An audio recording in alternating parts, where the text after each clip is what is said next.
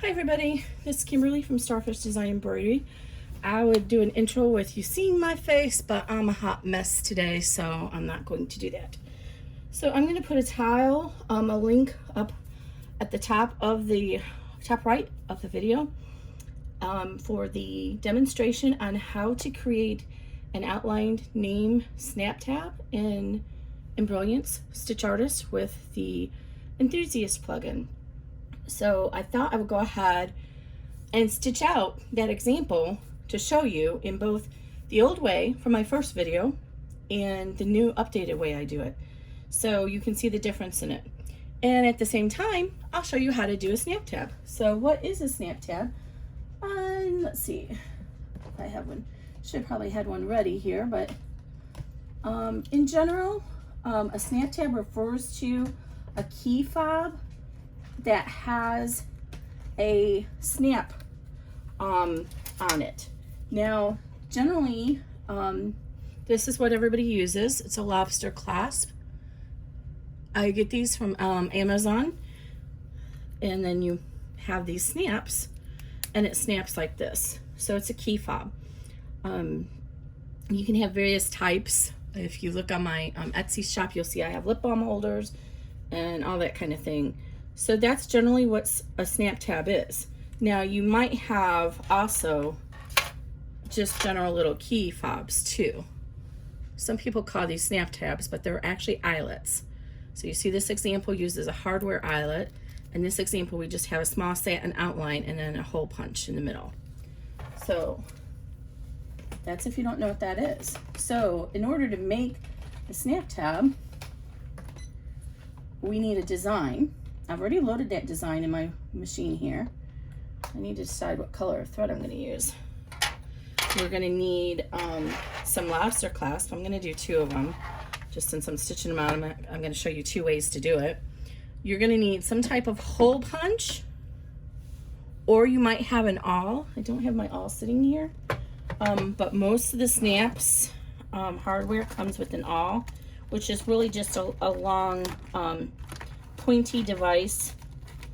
Oh, I wish I would have found that off first. I'm sorry guys, I don't know where my awl is at. I had one sitting up here, but it must have come off my little thing here, so I can't show you the awl. But basically it's just a long pointy device. So imagine this is an awl, but the end would be a sharp point, and you would make a hole with that. Oh, I think I found it. So the drawback to using the awl, and there's a drawback, is it doesn't make a hole a very large hole. And so when you go to put your snap in, here it is, there's the awl. When you go to put your snap in, it doesn't always allow the snap to close tightly. So I'll show you that when we get to the end of it. So I like to use this hole punch. You can get it at any of the craft stores, usually in the Leatherworks site. Use your coupons. You can get them at the hardware store, Lowe's, whatever, Amazon, so on. Then we're going to need some kind of punch, and I'm going to show you how to do the snap tab, and I'm also going to show you how to use a rivet. So this is the mini table press from Cam Snap. And keep checking, make sure you guys can see what I'm showing you. And I already have this set with the rivet die, but I'm actually going to use a crystal, so I'll have to change one of these. But there's all different types of dies that you can purchase. So I might have my snap tab in here. So this one is great because it takes all different types of dies. And you watch my demonstration on the wristlet straps. You'll see that I use the wristlet strap. This is the more traditional basic hand plier that most people are going to have. You can't really change out the dies. You can change this section out to use smaller, or maybe it's this section to use for smaller snap tabs. This is defaulted to the 20 millimeter, but like if you're doing clothing for babies, you would use the 16 millimeter snaps. And then you need your snaps. And these are what the snaps look like. These are traditional 20 millimeter snaps. These are the standard length prong. There's also long prong. If you're using really heavy vinyl, like 2 layers of it, then you would need to use the long prongs. But the standard prongs will work the way I'm going to show you. And I just realized I don't have my chalkboard cloth here. I will have to get that while this is stitching out. Okay, so let me move this stuff out of the way. So those are the items that we're going to need. And here's the rivets that we're going to be using for one of the, you see there's a different press there, a die, so that the crystal doesn't get broke. Okay, so all that aside, let's move all of our hardware out of the way, because once the vibration starts working, and this is showing me it's a 9-minute stitch out. So I've been told that people like to watch the stitch out, so I won't fast forward it, but if you don't want to watch the stitch out, then feel free to fast forward it. Now, when you get your pattern from a digitizer, you're either going to have a detailed instruction PDF, which is very uncommon because snap tabs are so popular, most people know how to do them, or you're just going to have a plain stitch map. Sometimes the stitch map will have some instructions on it. I don't find the stitch map that Embrilliance provides to be very helpful, so I actually convert it to a PDF, and then I add my instructions there. I also have a basic PDF on the or my Starfish embroidery group on Facebook. So usually you're going to hoop a tearaway, usually like a medium tearaway. I always hoop a tearaway because I feel it's nicer to get the extra stabilizer out from in between the snap tab. But if you're using really thin vinyl, then you may want to hoop a heavier cutaway. So what I do is I kind of go between, because the tearaway is cheaper. I hoop the tearaway and then I float a piece of cutaway underneath. And I don't necessarily trim it. I might leave it within the whole stamp tab, because by the time it's all done, you don't really see it. But that's just what I do if there's a lot of heavy satin stitching. That's what I do. Or if I know the vinyl I'm working with is gonna stretch or tear from the stitching, I add that extra. So you get to know over time which vinyls need that extra support. So I'm gonna go ahead and run, we're doing 2 of them now.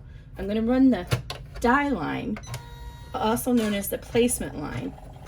And while it's running that, I have to decide what color thread I'm gonna use.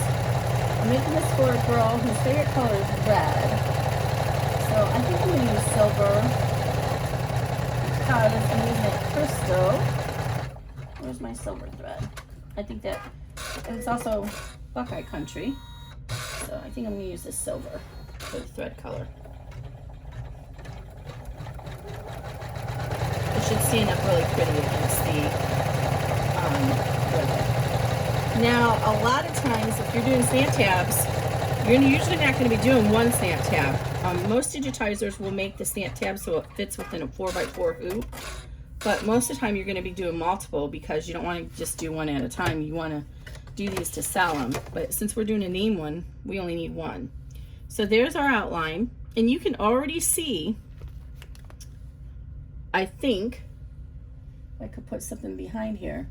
Just from the outline, I think you can already see the difference. So this top one is my new version of how I do the outline. And can you see? I think you can see. See how the stitches are not all junked together, but look over here and see how tight those stitches are. So you can already see that just in the placement lines. So now what we're gonna do is we're gonna lay our vinyl. More often than not, you're gonna have to guesstimate on the vinyl. Most digitizers don't measure and tell you, not even me, unless it's something specific that there's a reason you need to know the measurements. So all you do is you just kind of, what I do is I eyeball it. Uh-oh, this has got some flaw in it. I don't remember if this was supposed to be flawed or not. So let me make sure. I eyeball it, so I lay it down here and see, okay, I need it to be this wide. And I usually like to make it about a 1/4 inch wider all the way around, so I have good room to trim it. So I put a little notch there. That's how wide I need it. And then I flip my hoop around and I come in here and I do the same thing. So I need it to be that wide. So I've come over here and go based on the top, and I put another little snip. Then you can go ahead and use your ruler and draw a line, or just wing it. I lost my ruler, so I'm winging it. But you can eyeball it on a small surface. Alternatively, when you pull it up, if you pull it up in your software, you can see what the dimensions are, and then you can cut it. So I'm just going to wing it and cut across to that side. And I'm using the same color here, but you don't have to, even if it's multiple. Most of the time it's a multi-hooping though, you won't have room to spread out the designs with different vinyls. Okay, so I'm gonna go ahead and put my Red Hot Sassy Pants vinyl away because I'm only using this for the top. I like to use chalkboard vinyl for all my snap tabs. It's not sticky on the back, so I find that you get less issues with the drag. Now, when we get to there, I'll try to remember and tell you about that, or I'll tell you right now. So drag is, let me get this sleeve back on here, this vinyl. If you look at this one, especially, see how glossy it is? Look what, when you try to push it, it doesn't slide across here easily. So when it's coming across here in your hoop, and it's on the bottom, we're talking about for the bottom of it. It's now on the silver part, it's fine, but it can drag on here. Now you can't tell in the video, but my plate actually comes up a little bit, so there's actually a built-in negative space here, so I don't have too much issues on this particular machine, but most people do. So now I don't think this pattern, it's a little bit thicker, it's almost like Marie Vinyl. I don't think I need the extra support for the satin stitching, but it's the first time I've used this font and I resized it, so I'm not going to take any chances. So what I'm going to do is the same thing I did there. I'm going to go ahead and estimate and fussy cut, rough cut I should say, an extra piece. This is a little bit more of a medium cutaway, and hopefully you can see the difference of that. If you look, this is, you can see through this you can't. So I'm going to go ahead and all I'm going to do is just center it in here. You can put it here, or you can put it on the bottom. And then I'm gonna go ahead and put my vinyl on here. And what you wanna do is tape the vinyl down at all the corners, because if you don't, it's gonna come up and your machine is going to get stuck on it. You wanna make sure that you use the tape outside the stitch path area, especially on these shiny patterns, because in my experience, the tape will leave a residue on the vinyl. So I want it to be in the area where I'm going to be cutting it away, so I don't care if there's residue left behind. Now, once I get this, you see I couldn't really see my outline stitches very well because that cut away, but if you flip it over to the back and hold it up to a light source, you can make sure that your vinyl is covering everywhere you need it to cover. Okay, so now I'm going to go ahead and switch out my thread. So in my designs, my placement stitch is always Bermuda pink. It may not show Bermuda pink in your software or in your machine, but it's some type of pink. And my final bean is always black. Now, I did make this final bean a 2.5 millimeter, just so you can see how that stitches get crunched up. But I've started to make my final beans 3.5 millimeter, just because, yeah, my threader's not being happy with me this week. Just because I actually prefer the look of it than I do the 2.5. And vinyl likes to get hung up on stitches, so that's the other reason, is when you do 2.55, it's really hard on the vinyl, those tiny stitches, and it can perforate it. So there's another reason. All right, so now we're gonna go ahead and it's gonna stitch out this long piece, and it's gonna take a few minutes to do this. So I'm actually gonna go and look through my stash for my chalkboard vinyl while it's stitching out. And then I won't say anything important in case you wanna skip forward past all this stitching, you can do that.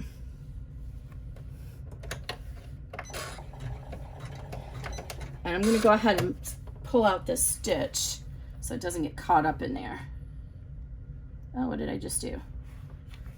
Oh, that's my bobbin. Uh-oh. I pulled the wrong cord. Okay. I'm going to trim this out real quick. Okay. Now you guys can go and do something else. Oh, one more thing. Sorry, guys. I have a 9014 needle in here because I was working on my bags yesterday. I don't want a 9014 needle because it's too thick and it could perforate my vinyl when it's doing all the satin stitching. So I'm going to switch back over to my 7511 embroidery needle. These embroidery needles actually do make a difference. They're more expensive, but the reason they make a difference is because the shaft is cut out. There's like a little bevel in it. I don't think I can show that to you on the video, but there's like a little bevel there, and the embroidery thread actually is able to guide inside that bevel. Why didn't this cut? There it goes. It's able to guide inside that bevel better, and so it's less likely to shred. Well, I'm glad I figured that out, remembered that at the last minute, because this would have looked horrible and y'all would have been like, wow, that's some bad digitizing there. And in fact, the font is not mine. Remember, I used a built-in, not a built-in font. I used somebody else's font. I don't know. They didn't have the font labeled with their shop site. So it's just some one that I found. Maybe Planet Applique. I used theirs, I believe. Make sure that's nice and tight. Let's see if the threader will work on the embroidery needle. It did, yay. Okay. Now let's continue.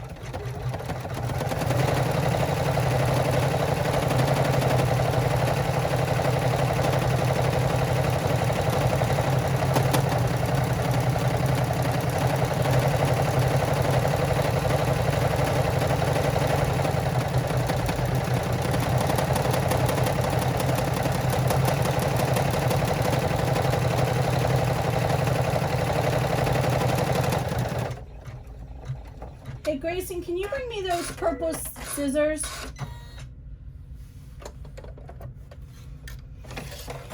Okay, here you go. So it looks like it handled it really well. Normally I would recommend that you trim the jump stitches as it's going along, but I forgot to tell you at the beginning, so I didn't want to keep stopping it. One thing I wanted you to notice, and I forgot to point it out, it's very subtle, but on the tutorial I forgot to tell you to click the button to remove hidden stitches. So I put a note in the PDF, but what that did, I don't know if you noticed it, but when we had this overlap down here, it took the I all the way up to here where it normally ends, and then run the A over it, so it's a little bit thicker here. But here, because we did that remove hidden stitches, those stitches were hidden under this I or this A, so the software removed it. So that's just a little trick. Normally I would not use that. This is the only time I use that function, is if I'm using a purchased font, because I can't edit the fonts. You can if you go into Stitch Edit, but that breaks your BE file. Don't do that unless you know you have a backup of it. So this is what it looks like. So we can go ahead and trim these little jumps.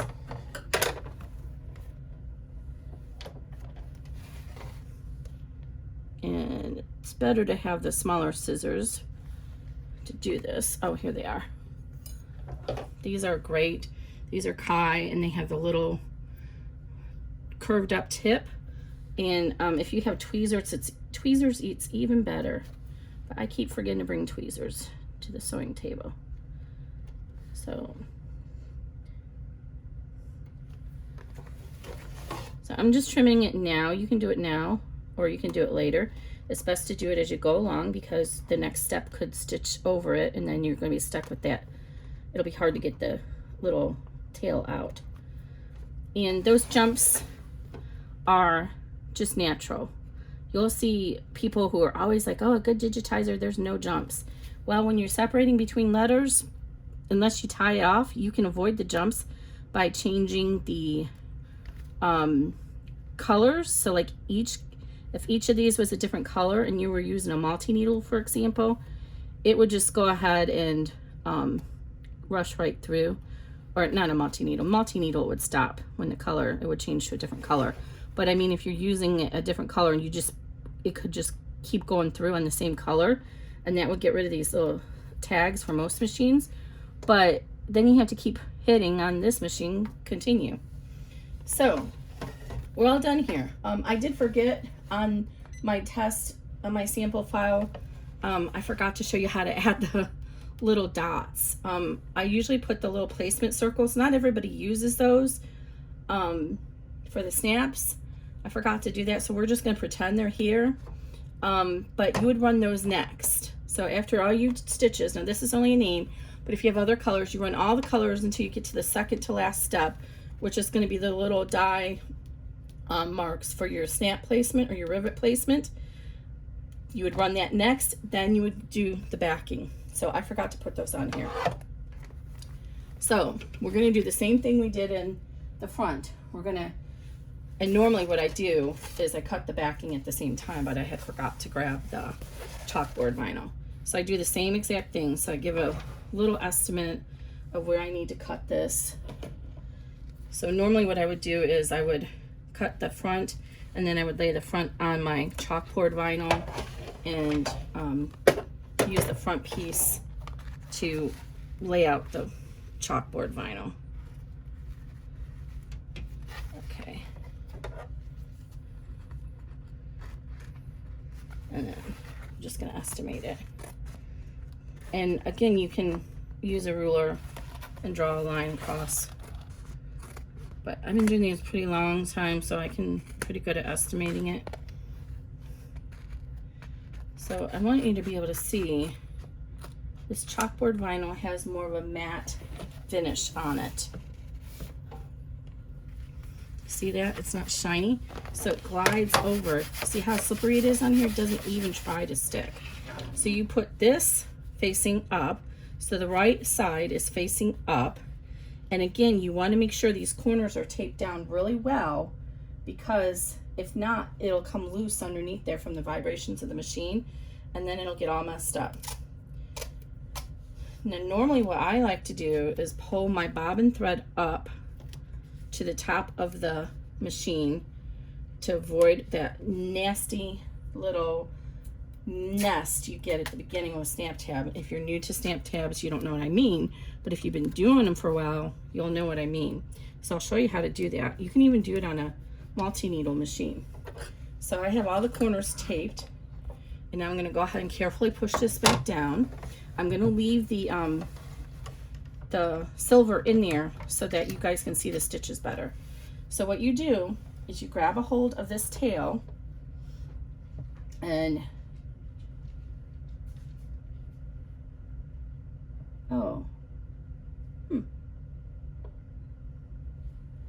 you bring the needle down, and then you hold on to this and then pull up the bobbin. And it doesn't always work the first try. It depends on how short your bobbin gets cut. And this is not going to work for me. Let me try it again.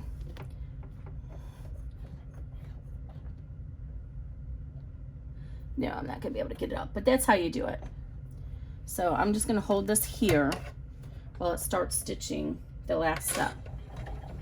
And then the same thing, I'm going to go ahead and cut it off so that it doesn't get stuck in there. And I'm sorry, I forgot to change the start and stops on this one. It should have started and stopped up there. I don't know if I did that.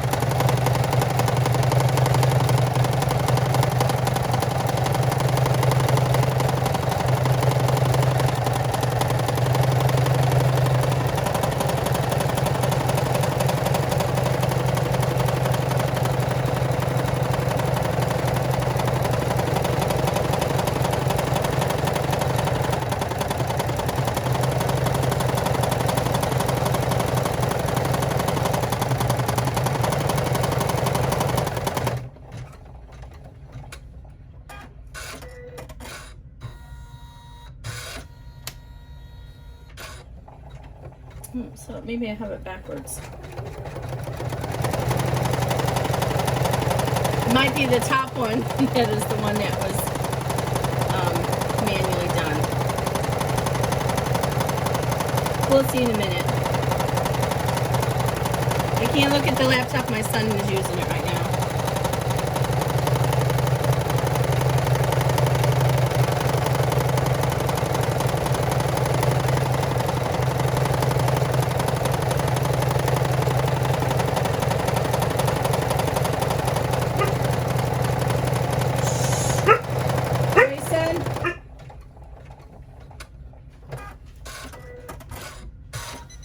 Okay, we're all done now. So let me look at this closer. Oh.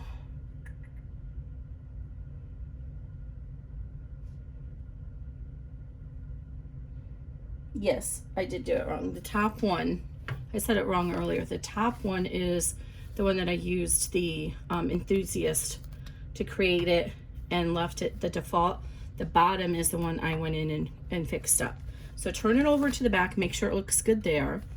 It's not ideal to redo this step on Snap Tab though.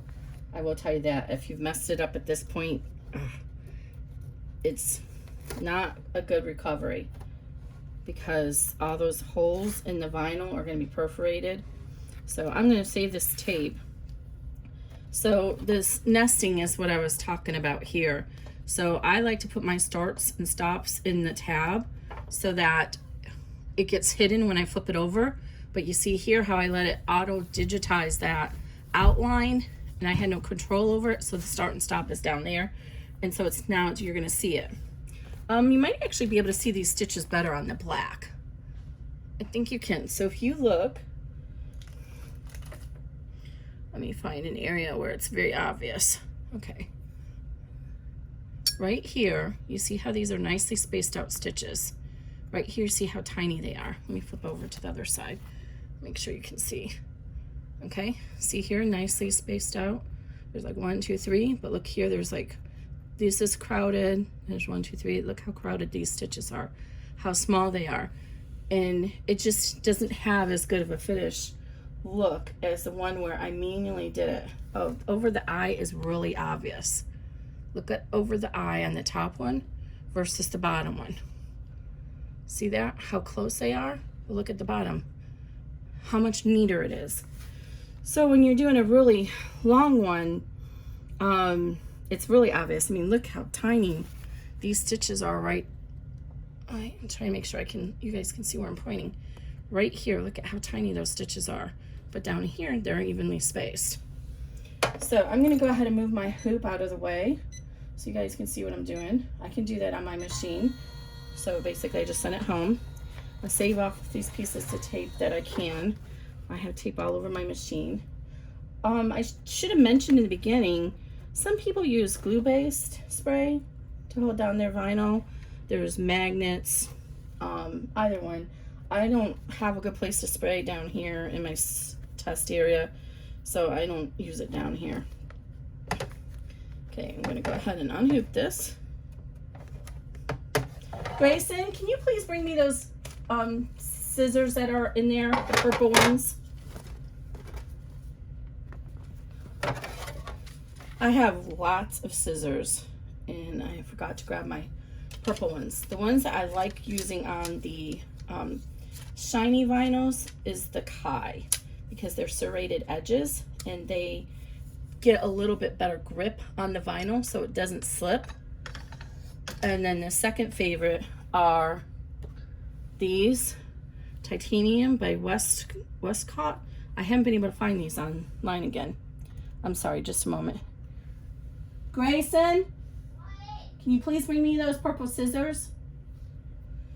So now we can just go ahead and tear away all this extra tear away. And you can always save this to use to reinforce stitching,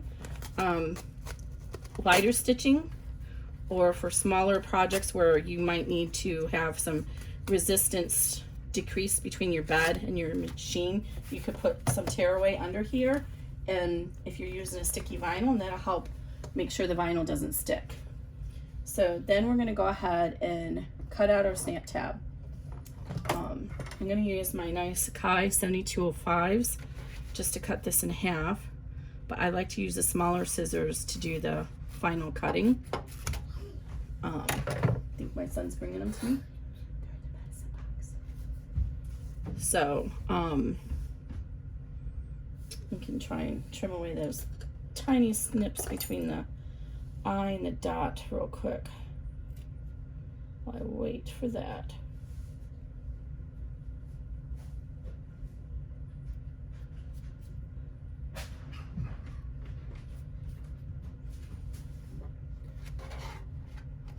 All right, well, we're not finding those, so we'll have to use something else.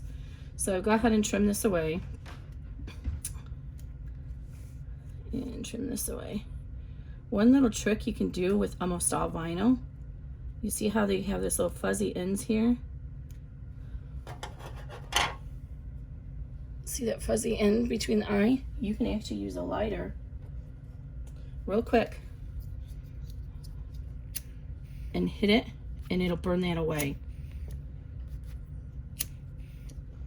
And it won't hurt your vinyl. Okay, so we're gonna go ahead and trim this mess back here. You can put some, what is that? Just lost fray check on the back, but I tied this off with a knot so it's secure. This is the one, see how messy that looks? But again, you can do the same thing here. You take your lighter and melt it. I think this is rayon thread, so it didn't do as good of a job. On the polyesters, it works great. Okay, so I'm gonna use these because I don't like using the really big ones. So when you're cutting it, generally speaking, you wanna move the snap tab, the design, the material, and not the scissors. So I like to start up here, and then you don't wanna go like this, because when you do that, oftentimes it can leave little jaggies. So just coax the vinyl into the scissor blade and turn it into it. So you're kind of holding the scissors perpendicular as much as you can. And then turn the vinyl into the scissor blade.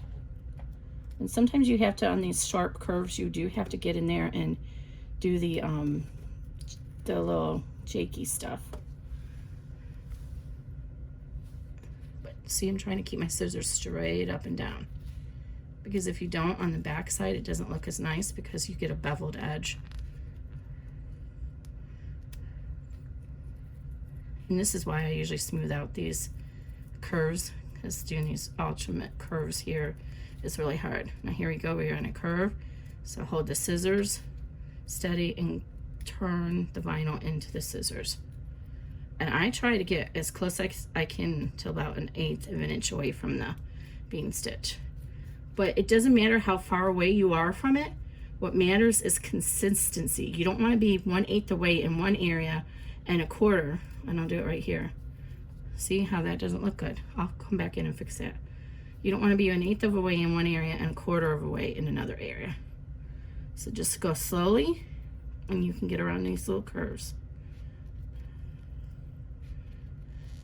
It's much easier to get it right the first time than to have to come back in and try and fix it. Like I just did that little extra for you on purpose. You'll see it'll be harder for me to clean that up now.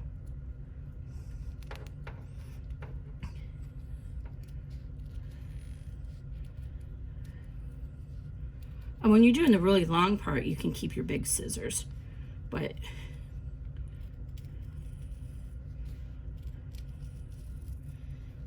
and here we go to the curve. Push the curve into the scissor blade. Hold your scissors steady and push the blade in. The Kai serrated work much better than these. Okay, so that's actually not that bad, but it's not that great. So I'm gonna come back in here and same thing, keep my scissors straight up and down, and I'm gonna try and get a little closer to that bean stitch. And you see how that's harder to do now? So it's much more important to take your time, go slow, and do it right the first time. Right? And sometimes you can save some of these pieces of vinyl. These pieces here would be thick enough for using for D-ring strap connectors. Excuse me, sorry. So now let's start at this end down here and see what a difference it makes. So I think it's easier, you get a cleaner finish if you start on the tab. Because now when we go to close that end, you'll see it's not going to be as clean. These scissors will need sharpened. They need sharpened.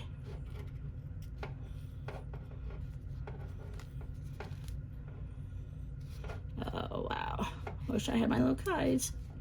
My fault for not finding them before we started. I know they're in my bedroom somewhere, but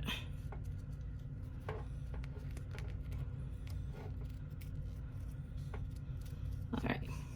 Again, try and keep your scissors up and down perpendicular. And then if your tab is really narrow, like this one you see was actually a little bit more narrow, leave a little bit more material there to have it. You don't want your, see how this key fob, see how that really fills up the space? So you want enough vinyl so it fills up the space and it doesn't look like it's just dangling in there. And remember, I had that cutaway in here, but nobody ever has complained about the sides or the back of my snap tabs. They just think that's how they're supposed to be. I do a craft show at my son's school every year. Funny is, this was going to be the last year. I don't think the craft show is going to be happening. It's in November, and I was going to mark down all my snap tabs to $1 and then donate whatever I had left over to somebody who has a little shop who might want to sell them, because I'm just getting out of the business. It's a lot of work and not a lot of return, and I really just I don't enjoy doing it as much anymore. I've done it 3 years and the kids really love it, the little snap tabs, but I just don't really love the pressure, and it takes time away from my designing. where I do make more money. And right now, money matters because we're in the midst of this COVID pandemic. And none of us are assured to have a job at the end of the year. So I'm trying to be as frugal as I can and try and get some extra money, and also offer up items for my fans. I try to do a lot of freebies. Okay, there we go. So I'm just going to put all this down here for right now. So we're going to imagine that I had put my little placement lines there. So what did I just do with the other snap tab? Silly Kimberly. Okay, so imagine there's little placement lines. And see, I left this one purposely squared off to show you the difference. Ooh, look at that. That's, see, can you see that? Ooh, that's not nice. I need to fix that. That would drive me crazy. Even though it's going to be on the back, it would drive me crazy. So I'm just going to trim that off a little bit. Much nicer. So you would have, let's just draw them in approximate.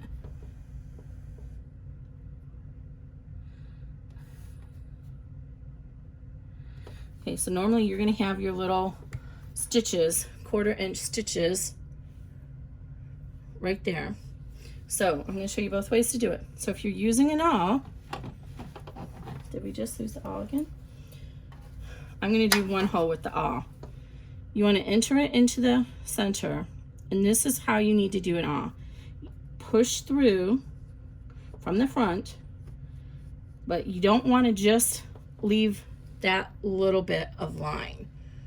You want to get the awl in here and really push it in there and turn it around and get that hole really big. Okay, see that? So I'm going to do this snap tab, this snap with the awl hole, and then I'm going to use the punch to show you the difference, because I'm going to do a rivet on that one. So now with the punch, we line up over that little hole and we push it.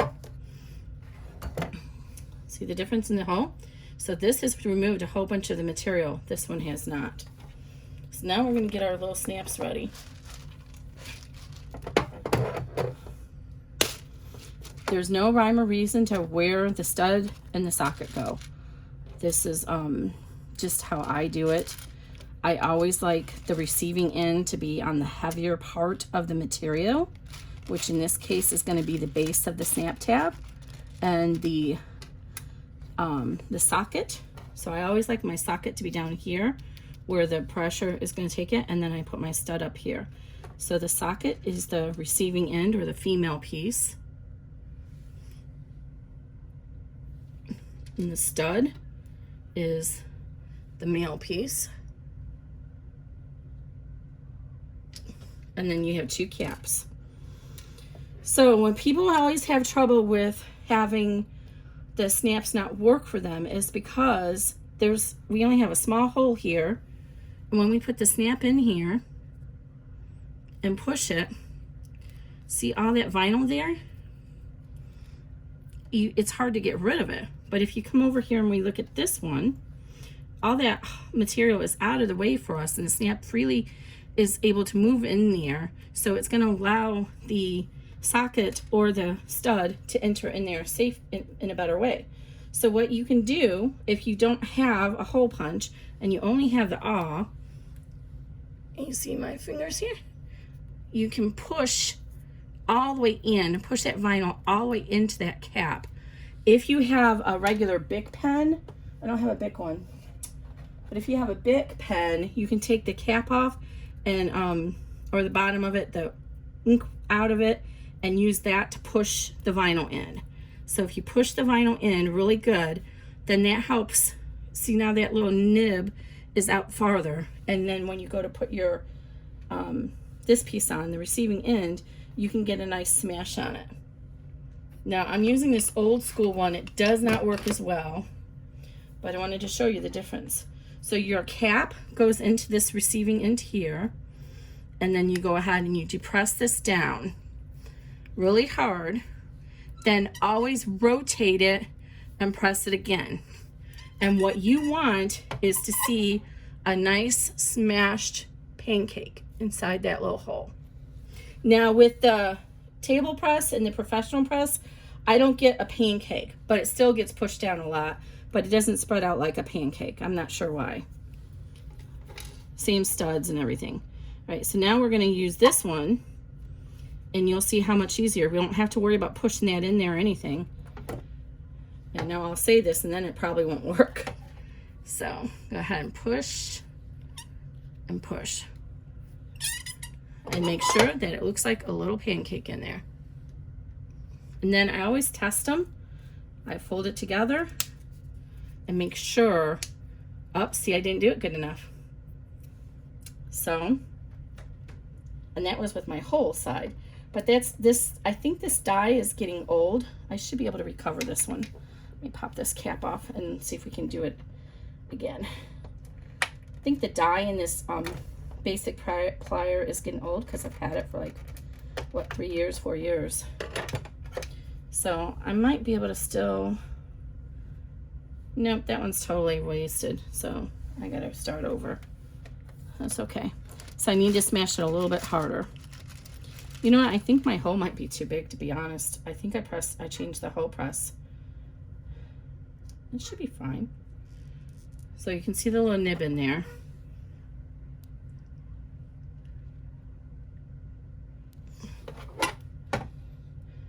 Sorry, just a moment. Grayson, is the dog outside?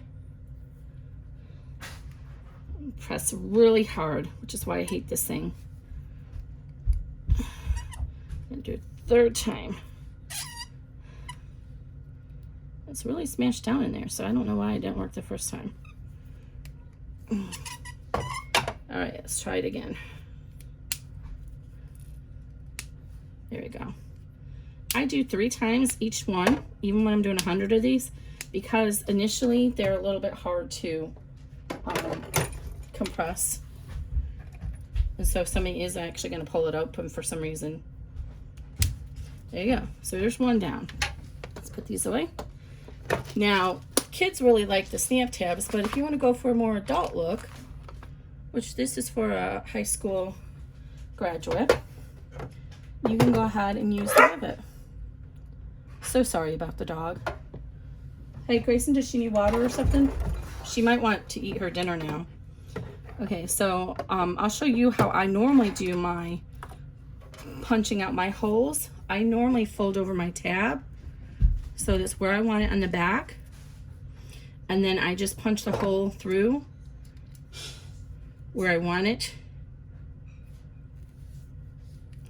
A little bit farther down. So just kind of eyeball it.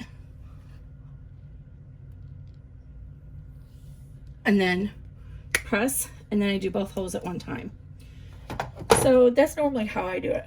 Okay, this is my first time doing the crystal, so I hope it works. I thought it would be pretty. So when you do a rivet, it's not going to come back undone. So there's 2 pieces to a rivet as well. There's the post and then the cap. And oh, there's the caps are in a separate little baggie. So I hope I didn't make this hole too big. We're gonna find out. I think I have bigger ones than this, but I don't think they're this color. Let's just put it in here and we'll see. If it looks like it's gonna go right through the hole, we don't wanna do that. I know, it's perfect. Okay, so we want our crystal on the front part of our stamp tab. We're gonna go ahead and take this receptor out, and we're gonna put the crystal one in. And you can tell which one goes in the bottom versus the top, because the top die has threads on it to screw into this, whereas the bottom die just lays inside. And then you should actually use a screwdriver and tighten it, but most of the time I don't. Okay, we don't need the hole punch anymore. Let's move that guy out of the way. So where's our other little lobster clasp? Now you need to put your lobster clasp in, fold it over, and push your stud there, your post, through. Okay, then you put your little cap on it and click it into place. You should hear a click. Oh, it's so thick you didn't hear the click, but it clicked. But this is not done now. So now we need to put our crystal into this receiving end, which is deeper, so it won't break the crystal, and we need to depress this cap into place. So I give it a really good press, and sometimes I press too hard and I mess up the vinyl, but that's okay. It usually relaxes out. And let's put these back in here before we lose them. Oh, I have this little, I thought, perfect little container to keep all my dies in. I have too many dies now, and somehow it came open and they spilled all over the floor, and I didn't know what dies went to what. So I had to email Cam Stamp Judy and say, send her pictures of it in different angles so she could tell me which die was which. Okay, so there we go. 2 pretty snap tabs. And Alicia will have one she can put on her backpack or use for her keys or whatever. So we made 2 of them. And hopefully you can see, I'll try and do another close-up, the difference between, look over the eyes. So this one was done with the new method, and this was done with the old method.